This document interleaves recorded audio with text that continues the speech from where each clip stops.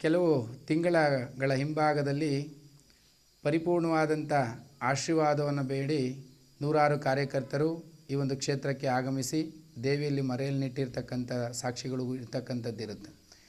ಈ ಒಂದು ಕ್ಷೇತ್ರದಲ್ಲಿ ಯಾರೇ ಕೂಡ ಬಂದು ದೇವಿಯನ್ನು ಪ್ರಾರ್ಥನೆ ಮಾಡಿಕೊಂಡ್ರೆ ಪರಿಪೂರ್ಣವಾದಂಥ ಆಶೀರ್ವಾದ ಆಗಿರ್ತಕ್ಕಂಥ ಸುಮಾರು ನಿದರ್ಶನಗಳಿರ್ತಕ್ಕಂಥದ್ದಿರುತ್ತೆ.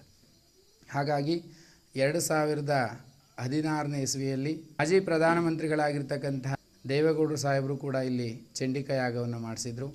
ಅದರ ಫಲದ ಪ್ರಕಾರನೇ ಕೂಡ ಮುಂದಿನ ದಿನಗಳಲ್ಲಿ ಕುಮಾರಸ್ವಾಮಿಯವರು ಕೂಡ ಮುಖ್ಯಮಂತ್ರಿ ಆಗಿರ್ತಕ್ಕಂಥ ನಿದರ್ಶನಗಳಿರುತ್ತೆ.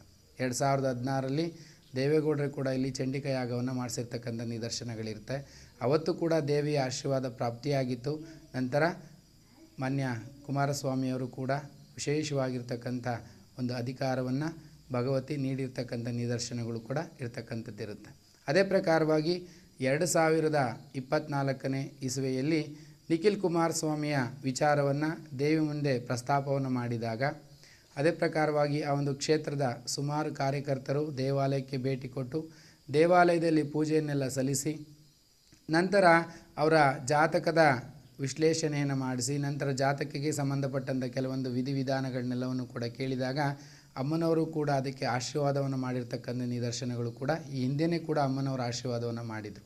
ಯಾವ ರೀತಿಯಪ್ಪ ಅಂದರೆ ಅವರು ಏನೋ ಒಂದು ನಾಮಪತ್ರವನ್ನು ಸಲ್ಲಿಸ್ತಕ್ಕಂಥ ಹಿಂದಿನ ದಿನಗಳಲ್ಲೂ ಕೂಡ ಈ ಒಂದು ಕ್ಷೇತ್ರಕ್ಕೆ ನೂರಾರು ಕಾರ್ಯಕರ್ತರು ಒಂದು ದೇವಿಯಲ್ಲಿ ಮೊರೆ ಇಟ್ಟಿದ್ದರು. ಈ ಒಂದು ರೀತಿಯಾಗಿ ಯಾವ ರೀತಿಯಾದಂಥ ಪರಿಣಾಮ ಬೀರ್ಬೋದು ಅಂದಾಗ ಅಮ್ಮನವರು ಅವತ್ತೇ ಕೂಡ ಆಶೀರ್ವಾದವನ್ನು ಮಾಡಿದರು.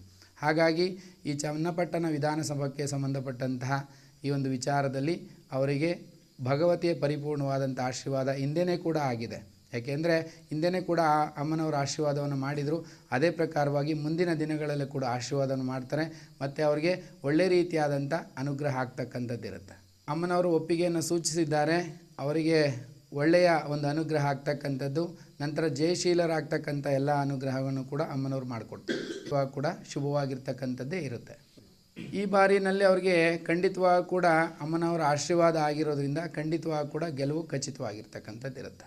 ಅವರ ನಿರೀಕ್ಷೆಗೆ ಮೀರಿ ಅಂತರವನ್ನು ಅಮ್ಮನವರು ಸೂಚಿಸಿದ್ದಾರೆ. ಖಂಡಿತವಾಗಿ ಕೂಡ ಅದರಲ್ಲಿ ಅಮ್ಮನವರು ಖಂಡಿತವಾಗಿ ಕೂಡ ಪ್ರತಿಫಲ ಕೊಟ್ಟೇ ಕೊಡ್ತಾರೆ. ಯಾಕೆಂದರೆ ಚಂಡಿಕಾ ಯಾಗದಲ್ಲಿ ಅಷ್ಟೊಂದು ರೀತಿಯಾದಂಥ ವಿಶೇಷತೆಗಳಿರ್ತಕ್ಕಂಥದ್ದಿರುತ್ತೆ. ಆ ಚಂಡಿಕಾ ಯಾಗವನ್ನು ಯಾರು ಅನುಷ್ಠಾನವನ್ನು ಮಾಡಿ ವಿಶೇಷವಾಗಿ ದೇವಿಗೆ ಪೂಜೆಯನ್ನು ಸಲ್ಲಿಸ್ತಾರೋ ಖಂಡಿತವಾಗಿ ಕೂಡ ಅವ್ರಿಗೆ ಪರಿಪೂರ್ಣವಾದಂಥ ಆಶೀರ್ವಾದ ಪ್ರಾಪ್ತಿ ಆಗ್ತಕ್ಕಂಥದ್ದಿರುತ್ತೆ. ಹಾಗಾಗಿ ಮಹಾಲಕ್ಷ್ಮಿ, ಮಹಾಕಾಳಿ, ಮಹಾಸರಸ್ವತಿಯ ಸ್ವರೂಪಿಣಿ ಆಗಿರ್ತಕ್ಕಂಥ ಅಮ್ಮನವರ ಆಶೀರ್ವಾದ ಆಗಿರೋದ್ರಿಂದ ಖಂಡಿತವಾಗಿ ಕೂಡ ಅವರ ಕುಟುಂಬಕ್ಕೆ ಒಳ್ಳೆಯ ಒಂದು ಅನುಗ್ರಹ ಆಗ್ತಕ್ಕಂಥದ್ದಿರುತ್ತೆ. ಅಮ್ಮನವರ ಆಶೀರ್ವಾದ ಆಗಿರೋದ್ರಿಂದ ಖಂಡಿತವಾಗಿ ಕೂಡ ಅದರಲ್ಲಿ ಏಳಿಗೆ ಸಿಗ್ತಕ್ಕಂಥ ನಿದರ್ಶನಗಳಿದೆ. ಮುಂದಿನ ಜೀವನವೂ ಕೂಡ ಸುಗಮವಾಗಿರ್ತಕ್ಕಂಥದ್ದಿರುತ್ತೆ. ಯಾಕೆಂದರೆ ಸಾಕಷ್ಟು ರೀತಿಯಾದಂಥ ಹಿಂದಿನ ನೋವುಗಳನ್ನೆಲ್ಲ ಮರೆಸಿ ಮುಂದಿನ ಜೀವನ ಸುಖಮಯವಾಗಿರ್ತಕ್ಕಂಥ ನಿದರ್ಶನಗಳು ರೂಪುಗೊಳ್ಳುತ್ತೆ. ಪೂಜೆ ಪುನಸ್ಕಾರಗಳ ವಿಚಾರದಲ್ಲಿ ನಿರಂತರವಾಗಿ ಅವರ ಕುಟುಂಬ ಅವತ್ತಿನಿಂದನೂ ಕೂಡ ದೇವಿ ಆರಾಧನೆಯನ್ನು ಮಾಡಿಕೊಂಡು ಶಿವನ ಆರಾಧನೆಯನ್ನು ಮಾಡ್ಕೊಂಡು ಬಂದಿರೋದ್ರಿಂದ ಖಂಡಿತವಾಗಿ ಕೂಡ ಅನುಗ್ರಹ ಆಗ್ತಕ್ಕಂಥದ್ದಿರುತ್ತೆ. ಯಾಕೆಂದರೆ ಪ್ರತಿಯೊಂದು ಅಧಿಕಾರ ಸಿಗಬೇಕಾದ್ರೂ ಕೂಡ ರಾಜಯೋಗ ಇರಬೇಕು. ರಾಜಯೋಗ ಇಲ್ಲದಲೇ ಖಂಡಿತವಾಗಿ ಕೂಡ ಇದು ಸಾಧ್ಯ ಇಲ್ಲ ಅಂತ ಹೇಳ್ತಾರೆ. ಯಾಕೆಂದರೆ ಎಲ್ಲರ ಅನಿಸಿಕೆ ಅಭಿಪ್ರಾಯವನ್ನು ಕೂಡ ಯಾವ ರೀತಿ ಇತ್ತಪ್ಪ ಅಂದರೆ ಬೇರೆಯವರ ಒಂದು ರೀತಿಯಲ್ಲೇ ಕಾಣಿಸ್ತಕ್ಕಂಥದ್ದಿರುತ್ತೆ. ಕೆಲವೊಂದು ಸಮಯದಲ್ಲಿ ಬದಲಾಗಿರ್ತಕ್ಕಂಥದ್ದಿರುತ್ತೆ. ಅಂದರೆ ಇದಕ್ಕೆ ಪೂರಕವಾಗಿ ಅಮ್ಮನವರ ಆಶೀರ್ವಾದ ಇರ್ತಕ್ಕಂಥದ್ದಿರುತ್ತೆ. ಹಾಗಾಗಿ ರಾಜಯೋಗ ಅಂತಕ್ಕಂಥದ್ದು ಪ್ರಾಪ್ತಿಯಾದಾಗ ಕೆಲವೇ ನಿಮಿಷಗಳಲ್ಲೂ ಕೂಡ ಬದಲಾವಣೆ ಆಗ್ತಕ್ಕಂಥದ್ದಿರುತ್ತೆ. ಹಾಗಾಗಿ ಖಂಡಿತವಾಗಿ ಕೂಡ ಪರಿಪೂರ್ಣವಾದಂಥ ಆಶೀರ್ವಾದ ಅಮ್ಮನವರಿಂದ ಆಗಿದೆ. ಮುಂದಿನ ದಿನಗಳಲ್ಲೂ ಕೂಡ ಅವ್ರಿಗೆ ಆಶೀರ್ವಾದ ಪ್ರಾಪ್ತಿಯಾಗುತ್ತೆ.